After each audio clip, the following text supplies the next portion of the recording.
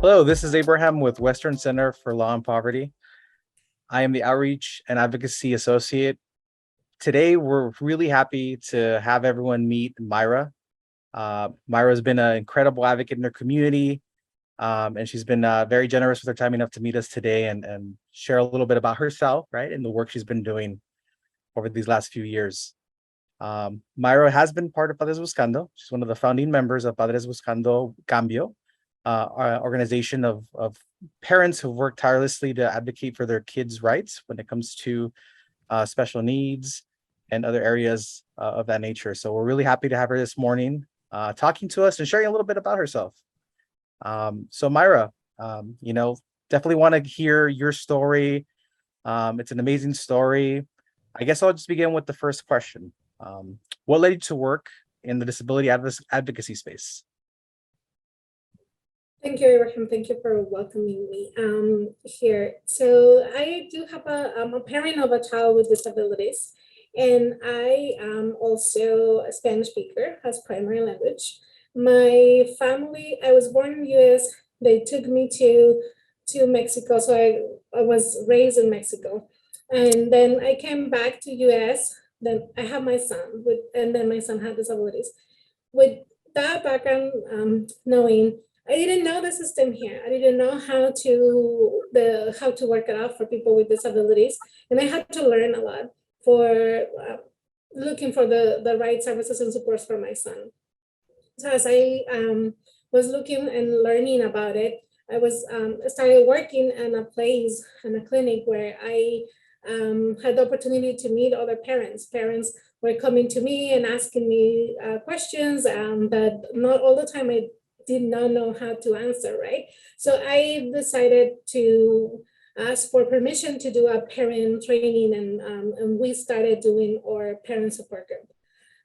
We're learning about systems and how to help our children and understanding their diagnosis and all of that stuff. But it was not enough, even if we kept learning about how to deal with a system or what to do, we still get a lot of barriers. So as you mentioned, I'm a founder of Padres Buscando El Cambio with another parent, and we first started talking to other parents and see that this was a very common feeling for all of the Spanish speaker parents. We didn't know understood the whole system, but we know that there were more than that. So we decided to start with Padres Buscando El Cambio with the hope to get some support and learning and do some change, just change on the system. Awesome. No, thank you. Thank you for sharing that. And I know a lot of the story of Padres Buscando Cambio is just that, right? Confronting systematic, issues that our community faces. Could you talk a little bit about you mentioned, right, like the leadership that's involved in Padres Buscando, parents who got together and saw there was a common systematic issue happening and they had to do something about it. How was that work impacted during the pandemic? I know you've shared this at length, right? What did the pandemic bring to that work that Padre Buscando was doing in that time?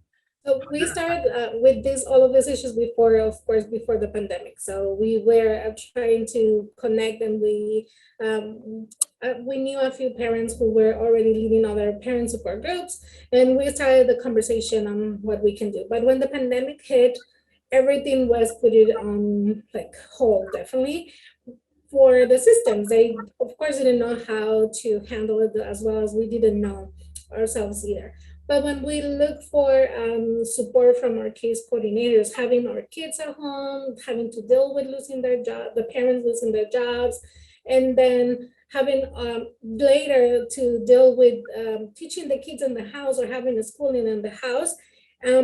So families started looking for their coordinators, and there were coordinators were not responding, or they were a lot of times when they respond and they will say, it's your responsibility for having all of these many kids. I do have kids at home too. So what do you want me to do? I cannot be at your service all the time. I cannot answer you right away. So they were having a really tough comments instead of and blame instead of trying to look together for a solution on how we can deal with this need and that we were having in. No doubt. Thank you for sharing that. Mhm. Um, Considering like the organization, it's come together, right? It's been at the front line of many of the, I guess, challenges that parents face, right? And providing education for parents, providing workshops, right, on identifying like what special needs does your child have, right? Or even talking about, I know you shared your workshops include discussions on how to navigate the system, right? And in regards to having the best services available to children. Um, what do you feel, right? Like, is like the future of Padres Buscando as we move forward, right? In this moment in time and over the next few years, what do you see in the leadership, right? That you've been a part of, right? How do you see that developing? What do you think is next for Padres Buscando?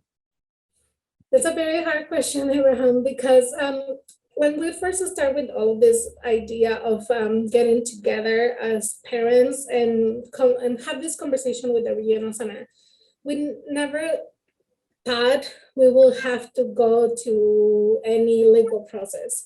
Our hope was to just go with the conversation with the board of direction first with the directors, right? So and then trying to figure out, but they didn't see any issues happening. And even though we explained and we told them this is what's going on, this is how our community is feeling, this is how the parents are having issues with, they denied any issues. So we went to the board and the board of directors at the or regional center, and they still did not see anything. So as we are a group of parents, when the parents started seeing some retaliation from them and complaining of why the case coordinators calling the parents and saying, why are you complaining about me? I can try to help you out. Just come and call me back. Or they were afraid of losing their services because they were being calling back again. So just getting together and express or voice out of issues.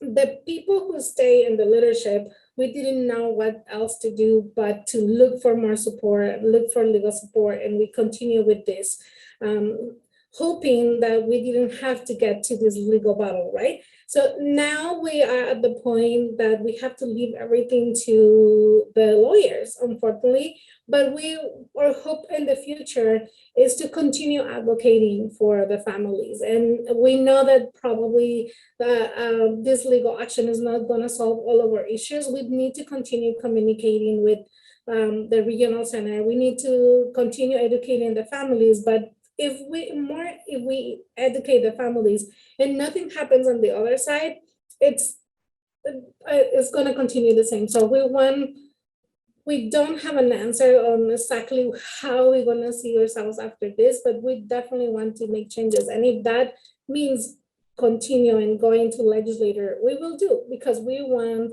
change. And that's what our name is, Padres Buscando El Cambio. We want change and we want systemic change. We don't want to continue just fixing this little thing here, fixing this other thing. We want the changes that we're looking at, not just for us. We want them for everyone. We want to make sure that the parent doesn't have to suffer each time they have a need for their child at home, and then they express it to their case coordinator, and then nothing happened but blaming and accusing or making you feel even worse than when you made your first call. We want that to be ending. Yeah, I think you said it there, right?